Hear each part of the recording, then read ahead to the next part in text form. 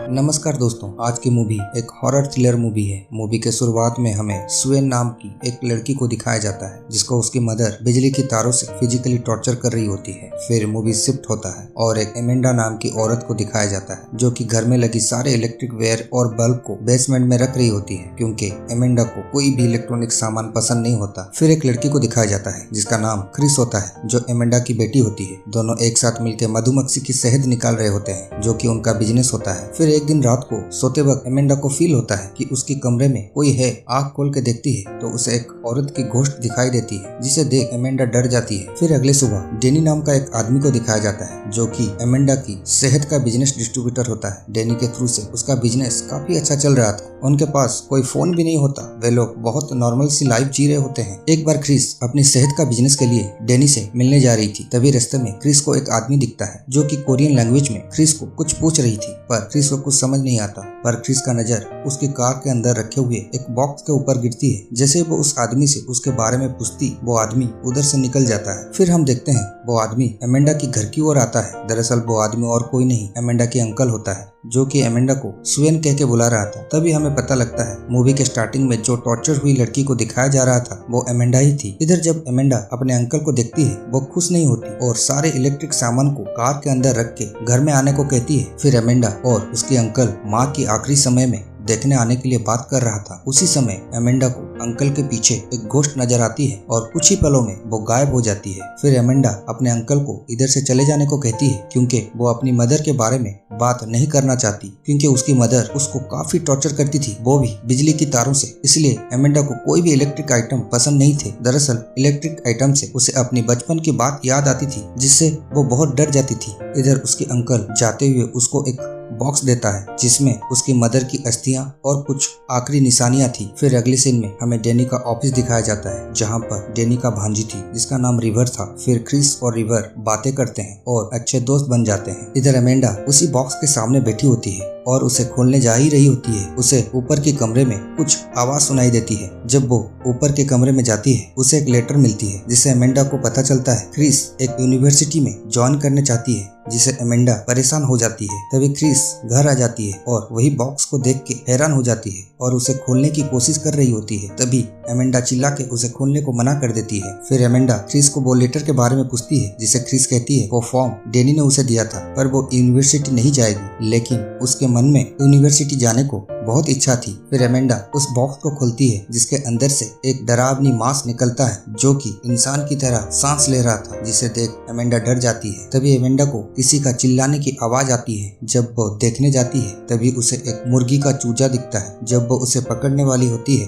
तभी एक लेडी उस चूजे के ऊपर पैर रख के मसल देती है। जब एमेंडा उसे देखती है वो एक घोस्ट होता है जिससे एमेंडा डर जाती है। दरअसल वो घोस्ट कोई और नहीं उसकी मदर होती है। अगले सीन में एमेंडा डेनी के ऊपर गुस्सा होती है क्योंकि डेनी ने क्रिस को फॉर्म भरने के लिए बोला था, जिससे डेनी एमेंडा को समझाता है अपनी बेटी को फ्रीडम देना चाहिए जिससे वो आगे बढ़ सके। इधर क्रिस वो यूनिवर्सिटी का फॉर्म अपनी मॉम को बिना बताए भरती है। इधर एमेंडा को फिर से उसकी मदर की घोस्ट नजर आती है जिससे एमेंडा को क्रिस की चिंता होती है और जब वो अंदर आती है तो क्रिस के कमरे में मधुमक्खी की एक छत्ती दिखाई देती है और मदर घोस्ट की एक झलक भी दिखाई देती है। फिर अगले पल में एमेंडा को पता चल जाता है वो कोई घोस्ट नहीं था, वो क्रिस थी जो कि एमेंडा का मदर की गाउन पहनी हुई थी, जिससे एमेंडा क्रिस को वो गाउन उतारने को कहती है। एमेंडा की ऐसी हरकत से क्रिस को अजीब लगती है। फिर वो अपने मॉम का पीछा करती है और वो देखती है उसकी मॉम गाउन को लेके बेसमेंट में रखती है और बेसमेंट को लॉक कर देती है, जिससे क्रिस को डाउट होता है और वो चुपके से वो बेसमेंट के अंदर जाती है। वहाँ उसे वो बॉक्स भी मिलता है। फिर क्रिस उस बॉक्स को खोलने वाली होती है। बेसमेंट का दरवाजा अपने आप बंद हो जाता है जिससे क्रिस डर जाता है और हेल्प के लिए चिल्लाने लगती है, जिससे एमेंडा वहाँ आती है और क्रिस को बाहर निकाल देती है। उधर बेसमेंट में क्रिस को एक फोटो दिखता है जिसके बारे में वो एमेंडा से पूछती है। फिर एमेंडा कहती है ये उसकी मदर है जिसके बारे में वो किसी को भी नहीं बताई है क्योंकि वो उसकी मदर को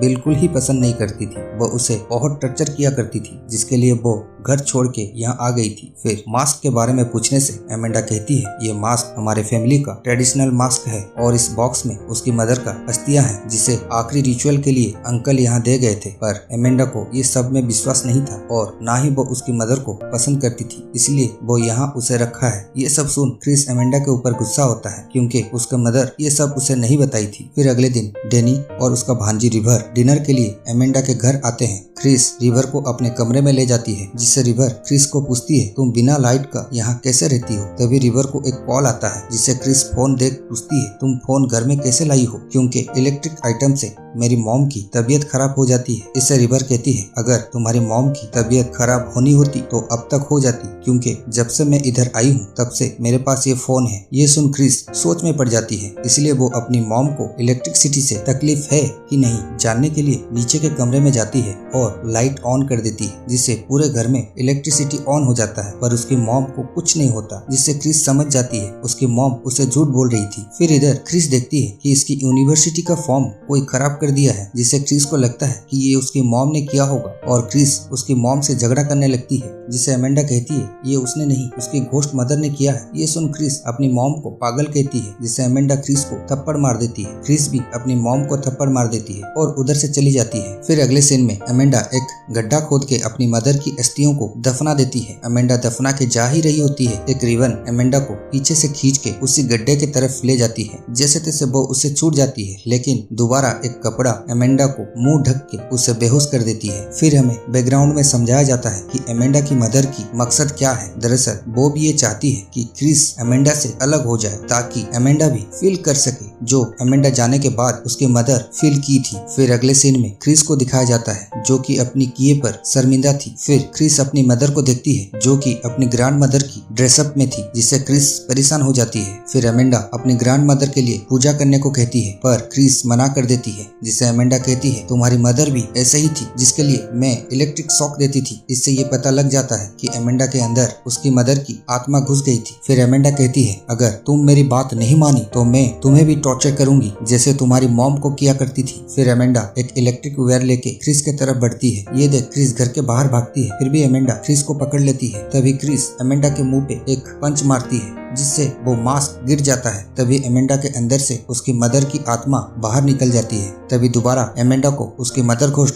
वही गड्ढे पे खींच लेती है जहां वो अस्थियां दफनाई थी। फिर अमेंडा का आँख खुलती है और वो देखती है वो अपनी बचपन वाली घर के अंदर है और अमेंडा कहती है आप बहुत बुरे मदर हो, और दोनों में काफी बात होती है। फिर अमेंडा को रियलाइज होता है उसका घर छोड़ के जाना गलत था। इधर अमेंडा का मदर को भी रियलाइज होता है कि अमेंडा को टॉर्चर करना भी गलत था। फिर दोनों में सुलह हो जाता है और दोनों गले लगते हैं। फिर अमेंडा पास्ट से प्रेजेंट को जा रही थी। जाने समय वो अपनी मदर को कहती है मैं आपका लास्ट रिचुअल कर दूंगी।